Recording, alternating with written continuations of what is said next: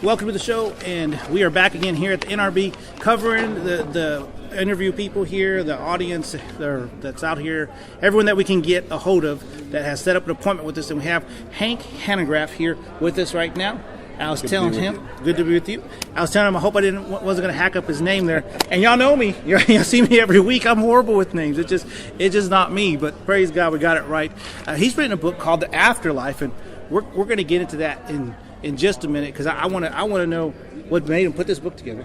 But we're going to learn about CRI. We're going to learn about a few other things as well. Sure. Equip.org. So tell us just a little bit about yourself, my brother.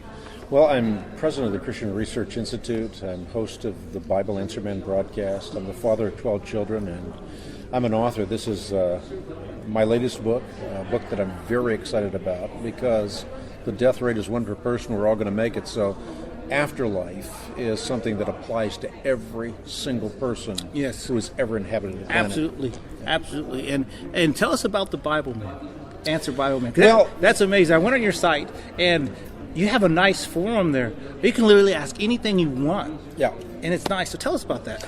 Well, we do a daily nationally syndicated radio broadcast. It's streamed live through the web as well, worldwide.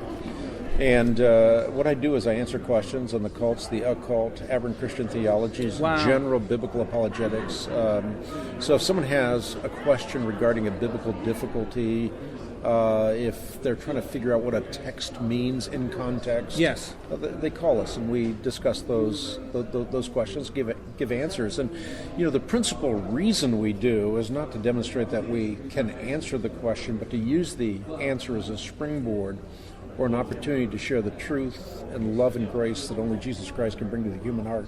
Amen. Now, is it only you answering these questions? Yeah. Mm-hmm. Do you have a research team as well, or you do all the research? No, well, we get lots of questions that come through correspondence, either through the mail or via the internet or via the phone. Okay. And there's a research staff that does then answer those questions, because obviously I can't do that. So on your show, do you have some live questions that come in? Oh, everything's live. Okay. Yeah, it's live via satellite. And then so you're having to answer spontaneous right there? Mm-hmm. That's kind of like, wow. What's the weirdest question you got? Well, it depends on the time. Okay. I mean, right now, for example, near-death experiences are front and center in the news. Yeah, they are. Not only the Christian news, so to speak, but also the secular news. And as a result of that, I get a lot of questions on near-death experiences. But in other times, when, let's say, the Toronto revival or the I went there. Pensacola revival is brewing, then people are going to ask me about that. How do I distinguish between genuine revival and counterfeit revival? Yes, what are the marks of genuine revival? So it really depends on the time. But there are always staples that people, eternal security, the Trinity, questions about does Genesis chapter 1 correspond or actually contradict Genesis chapter 2, or questions about interpretations of Revelation. What does this passage mean? And I like that you do it in a nice, loving, a non-condemning way, how you answer them, and that's got to help, because you got people out there that they may be set in their beliefs, and you want to reach those people too. Exactly, and that's the operative word. It's a function of reaching as opposed to repelling. Yeah, and that's amazing. So what made you decide to start doing be the Bible Man? Well, the Bible Answer Man broadcast was actually one of the outreaches of the Christian Research Institute. So when I became president of the Christian Research Institute, in time I began doing the Bible Answer Man broadcast as well. Yeah. Oh, wow. And how long has the Christian Research Institute been there? It was founded in 1960. Wow. And how long have you been president? Since 1989. Wow, that's a very long time. Yeah. That's a very long time. So tell us about equip.org. Well, it's our website. Okay. And what we have found over the years is that we live in an age of information overload. Okay. So the real issue now comes down to discerning between wheat and chaff, heat and light. So what we try to provide people is well-researched answers that are dependable and user-friendly. So we try to take complex issues and communicate them in such a way that people can grasp the concepts, and therefore those concepts become usable in their lives. So we're trying to put the cookies on the bottom shelf. Amen. Amen. Now, what does the acronym EQUIP mean? Well, it stands for in essentials unity, non-essentials liberty, and all things charity. That's the E. The Q stands for questions. We exist to answer people's questions and demonstrate that the Christian worldview does stand up under scrutiny. U stands for user-friendly. The I stands for integrity in doctrine and in practice, and P stands for a parachurch organization, which is a recognition that the church is the God-ordained vehicle, but parachurch organizations come alongside the church and augment its work. Amen. So tell us, Afterlife. I know it's hot in the news right now, but was that the reason you put this together, or were you getting a lot of questions on the afterlife? Yeah, I mean, a lot of questions on the afterlife, but I find that foundationally, even Christians have a skewed view of what afterlife is all about. Okay. For example, there's a transitional heaven and there's an eternal heaven. If I were to die today, I'd be absent the body, present with the Lord, according to the Apostle Paul in 2 Corinthians.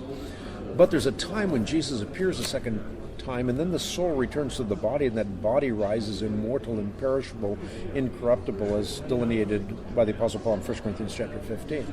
So the Christian hope is that paradise lost becomes paradise restored. God doesn't scrap things, He redeems them. That's true. This universe that now groans in travail will be liberated from its bondage to decay. And what happens to the universe goes hand in hand with what happens to our bodies. We'll be resurrected, immortal, imperishable, incorruptible. So in the eternal state, we'll be physical beings in a physical universe. And so the Christian faith is not platonic, it's very physical. If we would have been in the tomb and Christ rose from the dead, we would have seen dust fly off the very slab on which He laid. So we hope in not a panacea in this life, but a resurrection in a new heaven and a new earth wherein dwells righteousness. Amen. So I've seen that you've gotten some weird questions of, do we have wings? Do we float? What kind of things? What kind of answers do you have for that? Well, again, there's a difference between the transitional heaven and the eternal heaven. If we were to die now, as I just talked about, it would be in a condition very much as Jesus Christ depicted in Luke chapter 16. There's a rich man and Lazarus. They both die. Okay. They're absent the body, present with the Lord if they're in relationship with God, but they are in torment if they have chosen to reject His goodness and His grace. But when Jesus appears a second time, then again the soul returns to the body, and then we're physical beings. We learn and we grow and we develop without error as forever we explore the glory and grandeur, not only of God, but His created handiwork. Amen. Now, my kids want me to ask you this question. Yep. Does the pets go to heaven? Well, I mean, think about the prejudice in believing that there are plants and trees but not pets or not animals. Paradise Lost had animals. So we presume, based on God's restoration of all things and the fact that animals are among God's most avant-garde creations, that in paradise restored, there'll be animals as well. Amen. We got about a minute left. What are they going to find in this book? Answers to their questions about life after life, and life after life after life, which is to say, what we do now counts for all eternity. What happens when we die, and what happens when Jesus appears a second time? So Amen. You start to understand heaven, hell.